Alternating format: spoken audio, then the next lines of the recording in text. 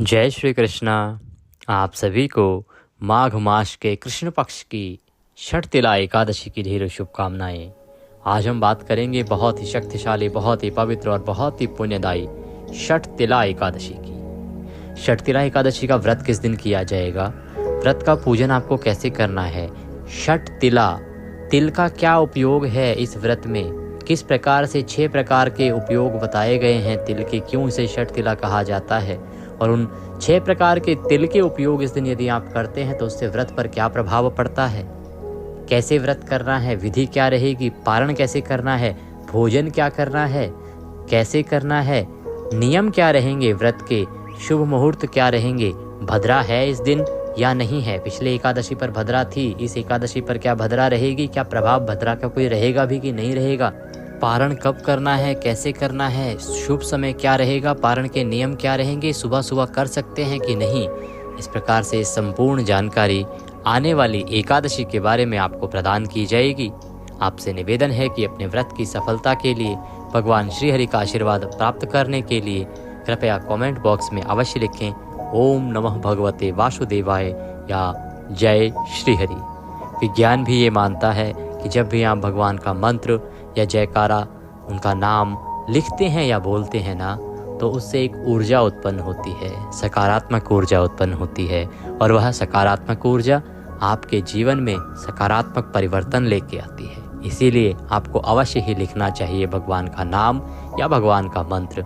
आपका व्रत श्री हरि सफल करेंगे। आप देख रहे हैं देवभूमि ज्योतिष संस्थान का प्रतिष्ठित यूट्यूब चैनल देवभूमि धार्मिक। हम यहाँ जो भी बताते हैं वो पुराण और पंचांग पर आधारित होता है। कहीं भी इधर उधर से उठा के बातें नहीं करते हैं, मनगढ़ंत बातें नहीं करते हैं। जो पुराणों में लिखी हैं विधियाँ या जो पंचांग बताते हैं मुहूर्त और डेट, वही हम आपको बताते हैं। बात करते हैं माघ मास के कृष्ण पक्ष की एकादशी की। माघ मास के कृष्ण पक्ष की जो एकादशी है उसका नाम है छठ तिला एकादशी। माघ के महीने में आप सभी भाई बहन जानते हैं कि तिल का बहुत अधिक महत्व बताया गया है। माघ अपने आप में एक पवित्र महीना है, इतना पवित्र, देखिए महीने सभी पवित्र हैं लेकिन महिमा बहुत अधिक है माघ की। इसीलिए माघ स्नान आपने सुना ही होगा। आप में से बहुत से लोग माघ स्नान कर भी रहे होंगे और माघ महात्म्य भी सुन रहे होंगे। हमारे चैनल पर भी प्रतिदिन अध्याय सुनाया जाता है। तो माघ की जो महिमा है वो अद्भुत है साहब। माघ के महीने में तिल की महिमा बहुत अधिक है। आप देखेंगे माघ का महीना चतुर्थी आती है तो तिल चौथ कहा जाता है। माघ के महीने में शुरुआत संक्रांत से होती है तो शुरुआत में तिल और गुड़ का दान होता है। उसके बाद एकादशी आती है, छठ तिला एकादशी है। अमावस्या पर तिल के दान का महत्व है। पूर्णिमा, माघी पूर्णिमा पर तिल के दान का महत्व है। तिल पूरे माघ में सबसे अधिक महत्वपूर्ण बताया गया है। तिल का दान, तिल का उपभोग आपके लिए बहुत कल्याणकारी है। आगे आपको बताएंगे कि छठ तिला अर्थात 6 तिल का क्या उपयोग करना है इस दिन, या तिल के 6 किस प्रकार से उपयोग करने हैं छठ तिला एकादशी के लिए। एकादशी का जो व्रत है ना, वो आपके जीवन का कल्याण करता है, आपके जीवन के सभी दुखों को दूर करता है।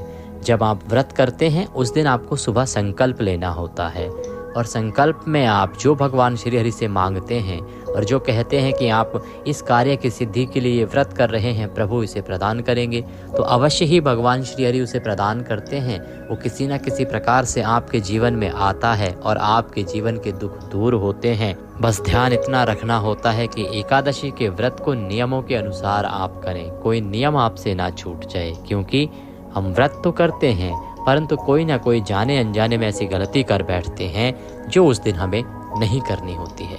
आप जानते हैं एकादशी के इस व्रत का एक नाम पाप हारनी भी है। पाप हारनी किसे कहा जाता है? पाप हारनी का मोटे तौर पर अगर मतलब निकालें तो इसका मतलब होता है जो पापों को नष्ट कर दे, जो पापों का हरण कर ले। ये इतनी अधिक शक्तिशाली है, पाप हारनी है। इसीलिए एकादशी का व्रत तो सभी को करना चाहिए। जो नहीं करते हैं उन्हें भी शीघ्र से शीघ्र आरंभ कर देना चाहिए। ये आपके जीवन को सद्मार्ग पर लाता है, ये आपके जीवन के दुखों को दूर करता है। एकादशी की महिमा इतनी अधिक है कि आपके जीवन में कोई भी कष्ट हो, आप संकल्प लीजिए कि प्रभु मैं इतनी एकादशी का व्रत करूंगा, मेरे जीवन के ये संकट हैं, मुझे इन संकटों से वारो। आप देखिएगा कि आपके जीवन के जो संकट हैं ना, वो धीरे धीरे ख़त्म होने लगेंगे, समाप्त होने लगेंगे। साहब, ये एकादशी का जो महात्म्य है वो इतना अधिक है और इसका महत्व इस प्रकार से बताया गया है कि निर्धन को धन देता है, संतानहीन को संतान देता है, संकटों से उबारता है, परेशानियों से उबारता है, क्लेशों को दूर करता है, सभी मनोरथ सिद्ध करने वाला एकादशी का व्रत है। तो एकादशी के पूजन की बात करते हैं कि षटतिला एकादशी का पूजन आपने किस प्रकार से करना चाहिए। सुबह उठने के बाद क्या करना है और 6 प्रयोग क्या करने हैं तिल के। देखिए, सबसे पहले तो ये जो एकादशी है ना, इसे षटतिला कहा जाता है। षट मतलब 6 हो गया, तिल मतलब तिल। तो षटतिला एकादशी, इस पे तिल के 6 उपयोग बताए गए हैं जो आपको अवश्य करने चाहिए। जितने भी हमारे माताएं, बहनें, भाई, बंधु व्रत कर रहे हैं, उन्हें ये अवश्य ही करना चाहिए। 6 उपयोग क्या हैं तिल के?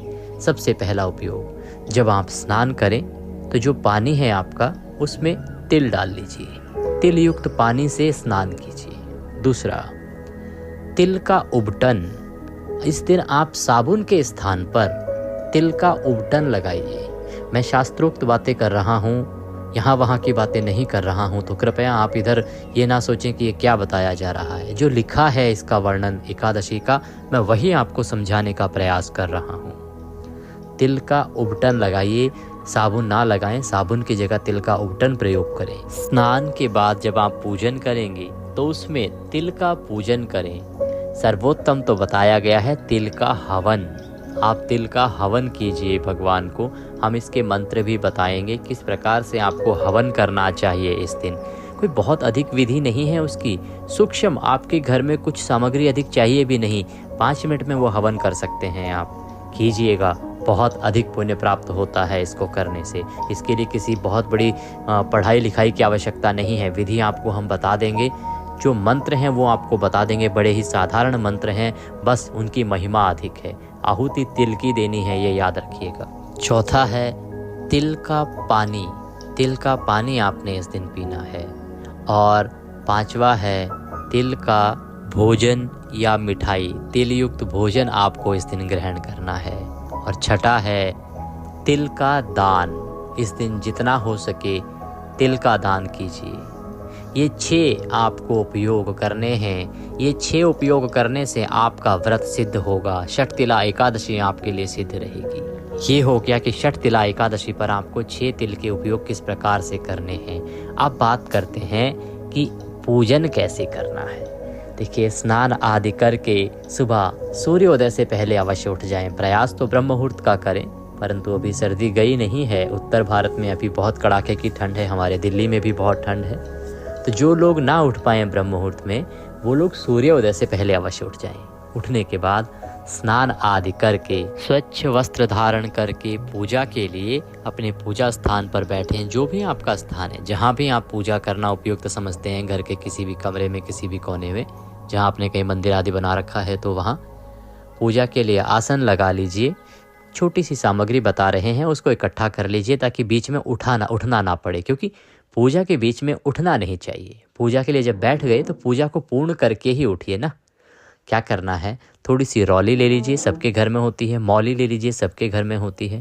लौंग, इलायची, पान सुपारी ले लीजिए, सभी के घर में होती है। अगर ये नहीं भी हो तो कोई बात नहीं, ये अतिरिक्त सामग्री में है, ये उपयोग नहीं भी करेंगे तो चलेगा।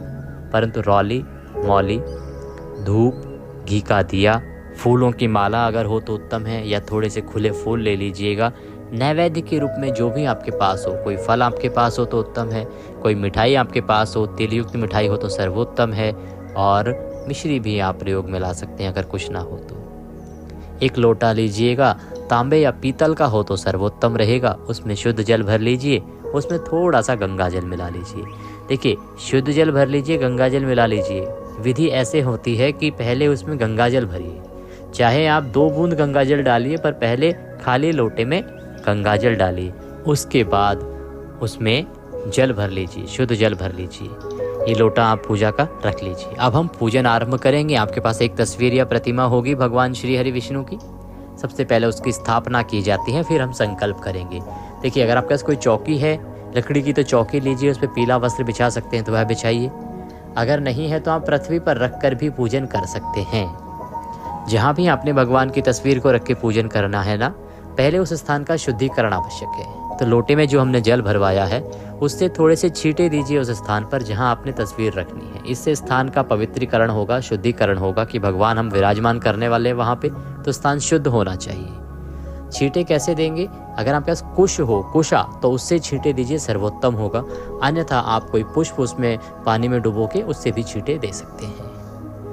फिर वहाँ पे भगवान को आसन दीजिए। ऐसे ही तो बिठा नहीं देंगे, भगवान को आसन भी आवश्यक है। तो आसन के रूप में कुछ नहीं, आपके पास पुष्प होंगे ना, थोड़े से पुष्प वहाँ पर बिखरा दीजिए और उसके ऊपर भगवान की प्रतिमा को स्थापित कर दीजिए। अब हम व्रत का संकल्प सबसे पहले करेंगे, फिर पूजन करेंगे। संकल्प करने के लिए अपने सीधे हाथ में जल लीजिए। जल में 1 रुपये का सिक्का दक्षिणा के रूप में कम से कम रखिए, अधिक जो भी आप रखना चाहें वो रख सकते हैं। 3 बार बोलिए ओम श्री विष्णु, ओम श्री विष्णु, ओम श्री विष्णु। अपना नाम, अपना गोत्र, जिस स्थान पर बैठकर आप संकल्प कर रहे हैं वहां का मकान नंबर, क्षेत्र का नाम, शहर का नाम। माघ मासे कृष्ण पक्षे षट्तिला एकादशायाम पुण्यतिथियो अमुक वासरे अमुक कार्य सिद्ध्यर्थाय। जो भी आपके कार्य हैं जिनको करने की सिद्धि के लिए आप व्रत कर रहे हैं, जो आपकी मनोकामना है वह बोलिए कि अमुक कार्य अर्थात संतान प्राप्त्यार्थाय, आयु आरोग्यता प्राप्त्यार्थाय, धन संपत्ति प्राप्त्यार्थाय, सुख संपत्ति प्राप्त्यार्थाय एकादशी व्रत पूजनम संकल्पम संकरिष्ये। बोलिए सौ श्री विष्णु शरणौ शरणम प्रपद्ये। संकल्प भगवान के चरणों में अर्पित कर दीजिए। भगवान से निवेदन कीजिए कि प्रभु हमारी यह पुकार सुनिए, इस कामना को पूरा कीजिए। कोई गलती कोई त्रुटि हो जाए तो हमें क्षमा कीजिए। संकल्प करने के बाद हमें पूजन करना है। पूजन कैसे करेंगे? पंचोपचार से पूजन करेंगे। पंचोपचार पूजन विधि में सबसे पहले भगवान को पद्य, अर्घ, आचमनी हम अर्पित करेंगे। इसके लिए 3 बार जल के छींटे दीजिए। कुश आपके पास होगा कुशा, तो उससे 3 बार जल के छींटे दीजिए। ये आप पद्य, अर्घ, आचमनी अर्पित कर रहे हैं। जल के छींटे देने के बाद भगवान को तिलक लगाइए। अक्षत के स्थान पर सफेद तिल लगाइए। फूलों की माला पहनाइए। खुले फूल हैं तो पुष्प अर्पित कीजिए। वस्त्र के रूप में मौली आपके पास हमने बताई थी ना, मौली का एक टुकड़ा तोड़िए और वह वस्त्र के रूप में भगवान को अर्पित कीजिए। अब आप धूप जलाइए, धूप दिखाइए, और दीप जलाइए, दीप दिखाइए। घी का दिया आपने जलाना है। इसमें एक चीज़ बता दें, घी का दिया ऐसा नहीं है कि आपने घी का ही दिया जलाना है, आप तिल के तेल का दिया भी जला सकते हैं, परंतु शुद्धि आवश्यक है। घी यदि हो आपके पास तो शुद्ध हो, ध्यान रखिए। अगर शुद्ध घी नहीं है तो कोई बात नहीं, आप तिल का दिया जलाइए। तिल के तेल का दिया वह भी उत्तम होता है, पुण्य फलदायी होता है। तो आप शुद्ध घी या तिल के तेल का दिया जलाइए। दिया जब आप रखेंगे तो उस दीपक के नीचे स्थान के देने के रूप में या तो पुष्प रख दीजिए या थोड़े से चावल रख दीजिए। दीपक कभी भी पृथ्वी पर डायरेक्ट नहीं रखना चाहिए आपको। दीप दिखाइए और इस दीपक को उठाना भी नहीं है जब तक पूर्ण नहीं हो जाती पूजा, और उसके बाद भी इसको यहीं रहने दीजिएगा जब तक कि अपने आप से शांत नहीं हो जाता। दीप दिखाइए। अब नैवेद्य के रूप में आपके पास यदि तिल से युक्त कोई मिठाई है तो सर्वोत्तम है, वह अर्पित कीजिए भगवान को। वो नहीं है आप फल अर्पित कर दीजिए। फल भी नहीं है तो मिश्री होगी, मिश्री थोड़ी सी भगवान को अर्पित कर दीजिए। इसके बाद अब आपको भगवान को जलाचमनी करानी चाहिए। जलाचमनी कराइए, पुनः जल के छींटे दे दीजिए। कुशा या पुष्प से जलाचमनी कराइए। ये होती है पंचोपचार पूजन विधि। अब इसमें मनोकामना पूर्ति के लिए कार्य आप कर सकते हैं। हमने आपको बताया, यदि आपके पास पान का पत्ता है तो पान का पत्ता लीजिए, उसकी डंडी तोड़ दीजिए, 2 लौंग, 2 इलायची, 1 सुपारी उसमें रखिए, पान का बीड़ा बनाइए, दोनों हाथों को जोड़िए, बीड़ा हाथ में लीजिए, भगवान से अपनी मनोकामना बोलिए कि प्रभु हमारे जीवन में ये संकट है, या प्रभु हमारे जीवन में इसकी कमी है, ये हमें प्रदान कीजिए। इसके निमित्त हम ये एकादशी का व्रत व पूजन कर रहे हैं। और वह प्रार्थना करते हुए भगवान के चरणों में वह पान का बीड़ा अर्पित कर दीजिए।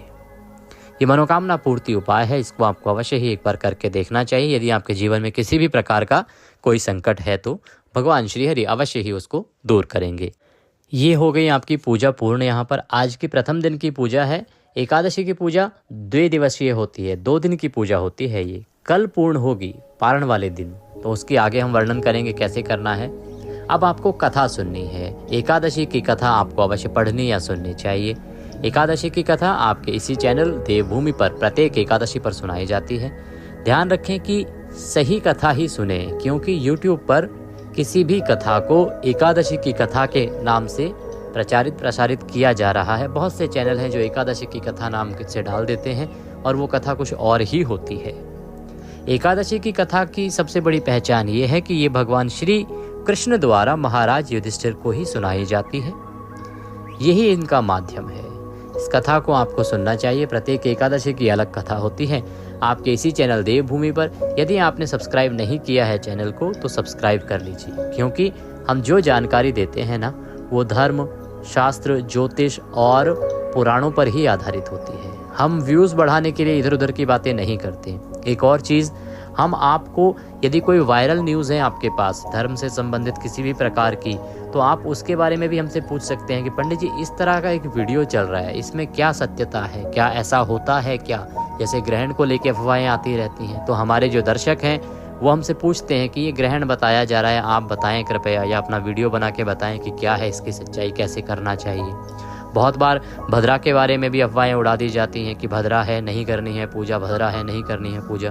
तो आप पूछ सकते हैं कि पंडित जी ये जो बात की जा रही है इसमें क्या सत्यता है, कृपया आप बताएं। तो हम उसके अनुसार भी आपको एक वीडियो बना के आपकी जो भी परेशानियां हैं उनको दूर करते हैं और सत्यता बताते हैं कि वो जो वीडियो चल रहे हैं वो सिर्फ अफवाह उड़ाने के लिए हैं या वाकई उन विधियों को माना जाना चाहिए। तो ऐसा कोई भी विषय यदि आपके संज्ञान में है, आपको ज्ञात है, जिसके बारे में आप सोच रहे हैं कि ये सही है या गलत है पता नहीं, तो आप अवश्य ही कमेंट बॉक्स में लिख के पूछ सकते हैं। हम आपको उसकी सत्यता प्रमाण सहित प्रदान करेंगे। कथा सुनने के बाद अब आपने भगवान की आरती करनी है।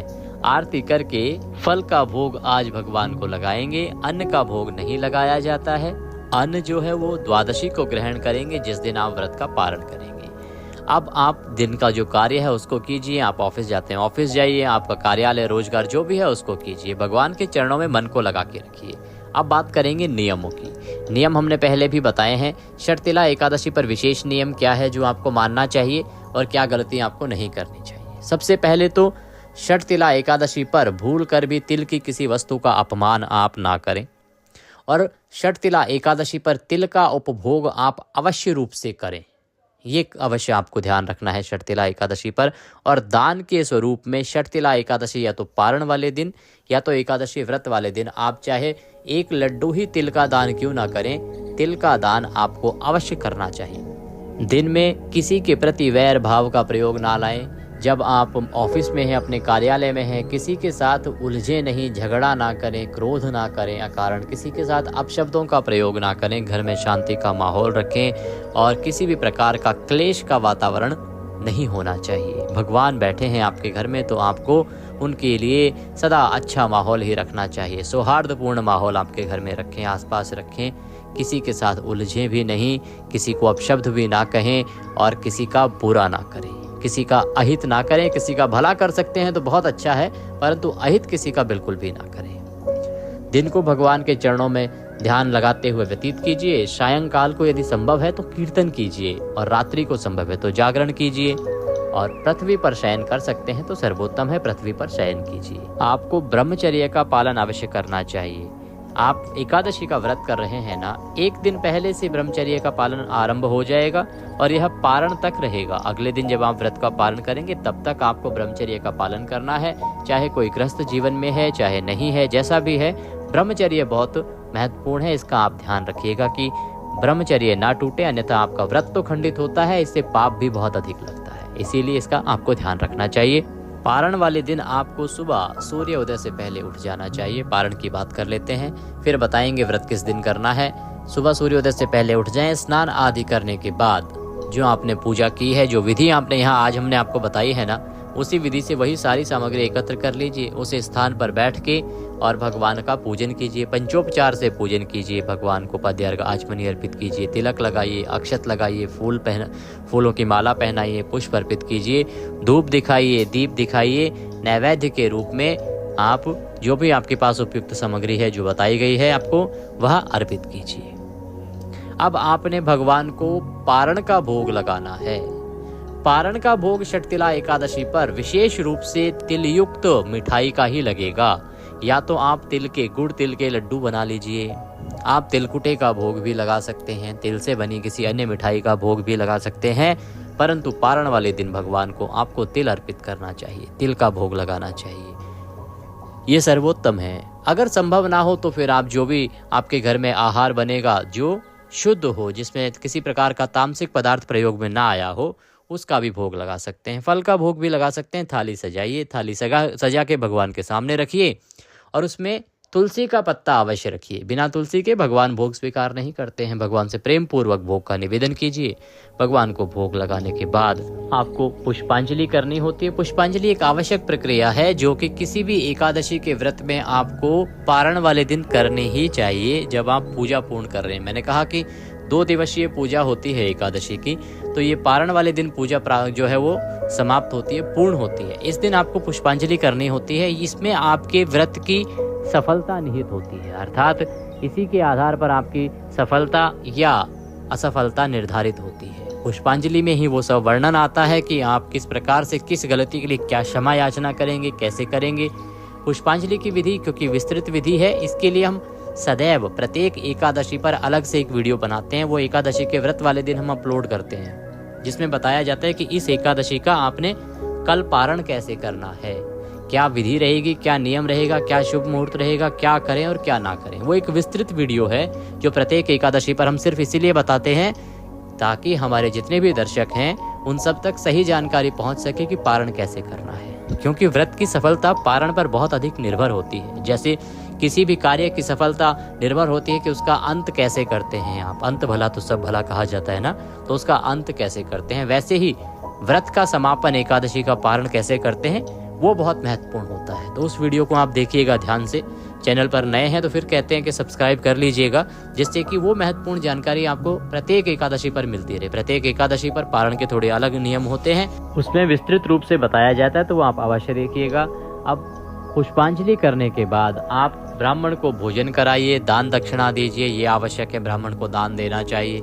आप यहाँ अगर किसी भी प्रकार का दान भेजना चाहते हैं तो दान राशि आप भेज सकते हैं, उसका सदा स्वागत है। हमारी जानकारी डिस्क्रिप्शन बॉक्स में दी गई है। दान दक्षिणा जो भी भेजना चाहें ब्राह्मण के निमित्त वह भेजी जा सकती है। ब्राह्मण को भोजन कराने के बाद, दान दक्षिणा देने के बाद आसन लगा के बैठ जाएं। 5 बार मंत्र बोलेंगे, ओम नमः भगवते वासुदेवाय, और पारण करेंगे। तुलसी का पत्ता मुंह में रखेंगे, व्रत का पारण करेंगे। जो आहार घर में बना है उसमें सर्वप्रथम आपको तिल से बनी हुई किसी भी सामग्री का प्रयोग करना है। बात करते हैं कि एकादशी का व्रत कब किया जाएगा और पारण के लिए शुभ मुहूर्त क्या है। तो एकादशी तिथि आरंभ हो रही है 24 जनवरी को शाम को 7:25 पर और 25 जनवरी को रात्रि को 8:31 पर समाप्त होगी। ऐसे में 26 जनवरी को व्रत का पारण किया जाएगा और 25 जनवरी को किया जाएगा व्रत। 25 जनवरी 2025 को एकादशी का व्रत किया जाएगा।